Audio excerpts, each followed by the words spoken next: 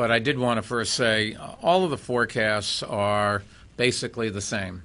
The storm is headed in this direction, slightly east, slightly west, slightly stronger, slightly weaker. But this is a storm where if you're in the wrong place at the wrong time, it can be fatal. There will be very high winds, no matter whether they're categorized as a tropical storm or a Category 1, 2, 3, 37 hurricane, whatever it is. There's a lot of blowing debris. Tree limbs come down, and water gets into places that can cause electrical shorts.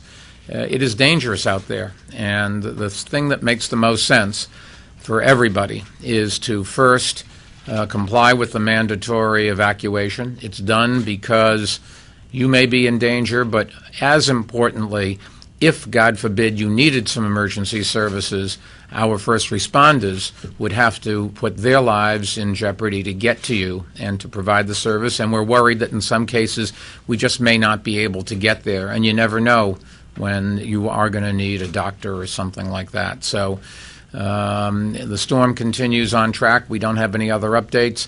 Winds will pick up as you go through the afternoon. The reason that you have rain and then no rain, rain and then no rain is the way a hurricane works. There are these bands of rain that surround it, and when you're between them, you think there's no storm, and when you're under one of them, you get a lot of rain. But we're nowhere near yet the really heavy winds. Those will come in something about 9 o'clock tonight. And the place of the time when you're likely to have flood damage of just literally water all of a sudden pouring over the side of the bulkhead is something like 8 tomorrow morning.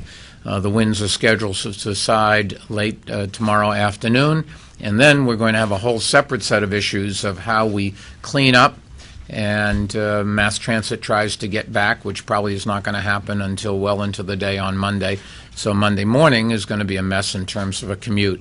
But our concern is saving lives. Our concern is making sure that the only thing that comes out of this is inconvenience and maybe a little bit of property damage.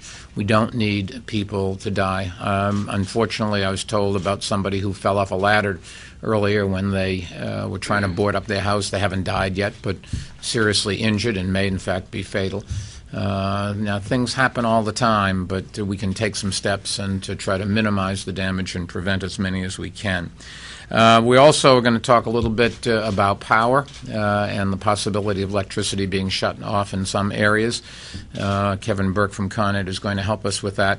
But remember, we're asking buildings to shut off their elevators, certainly doing that in NYCHA. We just don't need people stuck in elevators. And if the power goes out while you're in the elevator, we're going to have to not find out about it, which sometimes is hard to do, and then get the fire department there. And the fire department should be standing by for real emergencies. And so if you haven't evacuated yet, you still have time to do it. There is no mass transit available, but we have buses at NYCHA facilities.